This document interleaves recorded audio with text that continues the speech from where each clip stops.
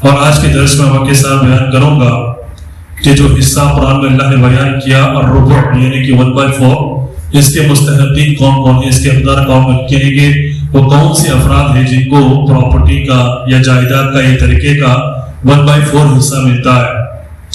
تو یہ حصہ دو افراد کے لیے خاص ہے، ایک ہے شوہر اور ایک ہے بیوی، چاہے وہ بیوی ایک ہو یا ایک سے زائد ہو۔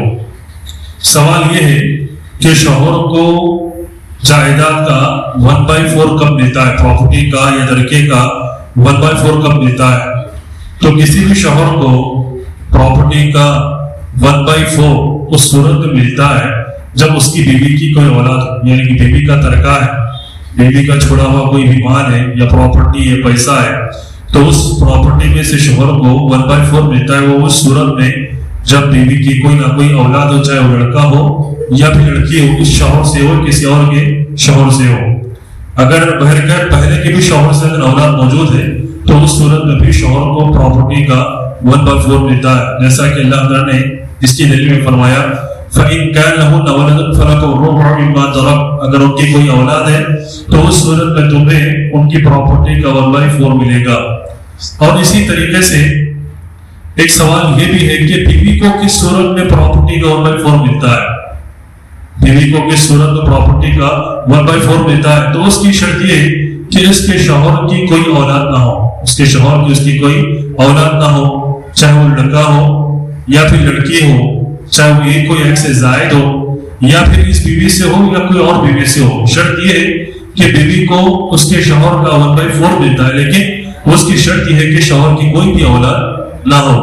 اور اس کی دلیل اللہ تعالیٰ کا یہ فرمان سورہ نساء آیت نمبر 12 وَلَهُنَّ الرُّبُعُ مِمَّا تَرَكْتُمْ إِن لَّمْ يَكُن لَّكُمْ وَلَدٌ، اور ان کے لیے تمہارے جائیداد کا، تمہارے ترکے کا 1/4 ہے، 1/4 حصہ ہے، بشرط یہ کہ تمہاری کوئی اولاد نہ ہو، یعنی کہ شوہر دنیا سے جب جائے تو جب شوہر کی کوئی بھی اولاد نہ ہو، چاہے اس بیوی سے ہو یا کسی اور بیوی سے ہو، تو اس صورت میں ایک بیوی ہو یا ایک سے زائد بیوی چھوڑ کر گیا ہو، ان کو پراپرٹی کا 1/4 حصہ ملتا ہے۔ اسی طریقے سے پراپرٹی کا جو ایک فگر قرآن میں اللہ نے بیان کیا وہ ہے الثمن۔ الثمن کسے کہتے ہیں؟ الثمن کہتے ہیں 1/8 کو، یعنی کہ پراپرٹی کا 8واں حصہ۔ اور یہ حصہ خاص ہے صرف ایک ہی صنف کے لیے، اور وہ ہے ایک بیوی یا ایک سے زائد بیویاں، ایک بیوی یا ایک سے زائد بیویاں۔ تو کسی بھی بیوی کو یا کسی بھی بیویوں کو پراپرٹی کا 1/8 کب ملتا ہے، پراپرٹی کا 8واں حصہ کب ملتا ہے؟ تو علماء نے اس کی شرط بیان فرمایا کہ کوئی بھی فرعی وارث پایا جائے، کوئی بھی فرعی وارث، شوہر کی اولاد یا کوئی بھی وہاں پر کوئی اور وارث اگر آئے اصحاب الفرائض میں سے، تو اس صورت میں زوجہ یعنی کہ بیوی ایک ہو یا ایک سے زائد ہو، ان کو پراپرٹی کا 1/8 ملتا ہے۔ اور اس کی دلیل اللہ تعالیٰ کا یہ فرمان سورہ نساء آیت نمبر 12 فَإِن كَانَ لَكُمْ وَلَدٌ فَلَهُنَّ الثُّمُنُ مِمَّا تَرَكْتُمْ، اور اگر تمہاری کوئی اولاد، یعنی کہ شوہروں سے کہا جا رہا ہے کہ اگر تمہاری کوئی اولاد ہے اور تم دنیا سے چلے گئے، تمہارا انتقال ہو گیا، اور تمہارے جو بھی جائیداد یا پراپرٹی یا ترکہ ہے، تو اس صورت میں تمہاری بیویوں کو اس میں کا 1/8 حصہ ملے گا، یعنی کہ پراپرٹی کا 8واں حصہ۔ اسی طریقے سے اور ایک فگر جو قرآن میں اللہ نے بیان کیا وہ ہے الثلثان۔ الثلثان کا مطلب کیا ہے؟ یعنی کہ پراپرٹی کا 2/3۔ یہ 2/3 کے حقدار کون کون ہیں؟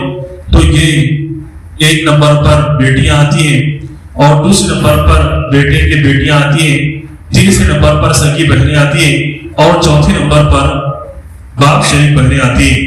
اور ہر کسی کے الگ الگ شرائط ہیں، یعنی کہ بنات کو، بیٹیوں کو پراپرٹی کا 2/3 یہ حصہ 2 شرطوں کی بنا پر ملتا ہے۔ پہلی شرط یہ ہے کہ ان کے ساتھ ان کا سگا بھائی نہ ہو، معصب نہ ہو، کیونکہ اگر بھائی اگر آ گیا تو پھر اس صورت میں حصہ بٹ جاتا ہے، بھائی کو 2 بہنوں کا حصہ ملتا ہے، اور پھر ایک بیٹی کو پھر ایک بیٹی کا ہی حصہ ملتا ہے، جیسا کہ قرآن اللہ نے فرمایا وصیکم اللہ فی اولادکم للذکر مثل حظ الانثیین۔ اللہ کی وصیت ہے ہماری اولاد کے سلسلے میں کہ لڑکے کو 2 لڑکیوں کا حصہ ملتا ہے۔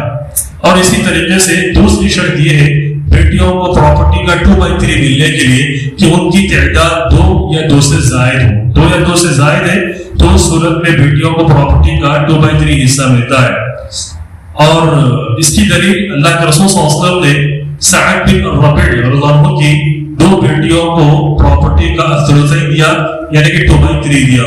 اسی طریقے سے بنات الابن، بیٹے کے بیٹیوں کو بھی پراپرٹی کا 2/3 ملتا ہے۔ یہ کس صورت میں ملتا ہے؟ یہ 3 شرطوں کے ساتھ ملتا ہے۔ ایک تو اس سے اعلیٰ فرع وارث نہ ہو، اور دوسری شرط اس کے ساتھ اس کا کوئی بھائی نہ ہو، اور تیسری شرط ان کی تعداد 2 یا 2 سے زائد ہو۔ اگر بیٹیاں اگر آ گئے تو اس صورت میں پھر بیٹے کے بیٹیوں کو پراپرٹی کا اپنا حصہ نہیں ملتا، بلکہ ان کا حصہ الگ ملتا ہے، جیسا کہ ہم اس چیز کو سن چکے یا پھر آگے بھی سنیں گے انشاءاللہ۔ اسی طریقے سے سگی بہنوں کا بھی قرآن حصہ ہے۔ سگی بہنیں یعنی کہ اگر بیٹی نہ ہو گزرے ہوئے انسان کو، بیٹے کی بیٹیاں بھی اگر نہ ہو تو اس صورت میں اس کی سگی بہنیں اگر ہے تو پھر اولاد اگر نہ ہو تو اس صورت میں سگی بہنوں کو بھی حصہ ملتا ہے۔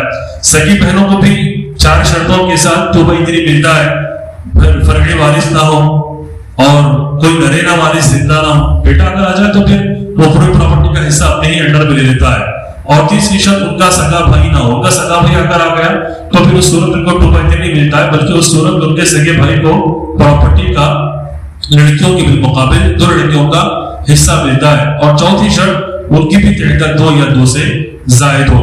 اور اسی طریقے سے بھی باپ شریک بہنوں کو بھی قرآن میں حصہ دیا گیا۔ باپ شریک بہنیں یعنی کہ جن کا باپ ایک ہوتا ہے اور ماں الگ الگ ہوتی ہے، تو ان کی بھی 5 شرطوں کے ساتھ حصہ ملتا ہے۔ سابقہ وہی شرطیں، یعنی کہ اس سے اعلیٰ فرع وارث نہ ہو، بیٹی نہ ہو، بیٹی اگر آ جائے تو ان کو حصہ نہیں ملتا ہے، اور اسی طریقے سے 2/3 نہیں ملتا ہے، معصب نہ ہو، ان کا سگا بھائی نہ ہو، نرینہ وارث زندہ نہ ہو، اور پھر ان کا بھی بھائی نہ ہو، بھائی اگر آ جائے تو پھر حصہ بڑھ جاتا ہے، اور پھر ان کی بھی تعداد 2 یا 2 سے زائد ہو۔ الغرض یہ چند فگر سے جن کی حصوں کو اللہ نے قرآن میں تفصیل سے بیان کیا، اور اسی طریقے سے اور ایک فگر جو قرآن بیان کیا گیا وہ ہے 1/3۔ 1/3 پراپرٹی کا حصہ کس کو ملتا ہے؟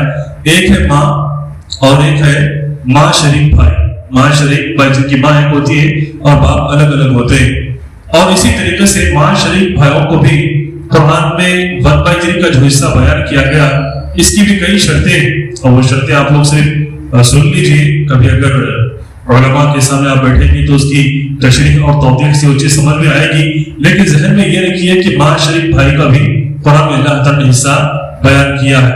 اور اسی طریقے سے اور ایک جو حصہ ہے وہ ہے فگر 1/6 پراپرٹی کا 1/6۔ یہ حصہ ٹوٹل 7 لوگوں کے لیے، ایک ہے ماں اور دوسرا ہے والد اور تیسرا ہے ماں شریک بھائی، اور چوتھا حصہ دادا جو باپ کی طرف سے ہو، اسی طریقے سے دادیوں کو بھی حصہ ملتا ہے نمبر 5 پر، نمبر 6 بیٹے کی بیٹیاں، اور نمبر 7 باپ شریک بہن۔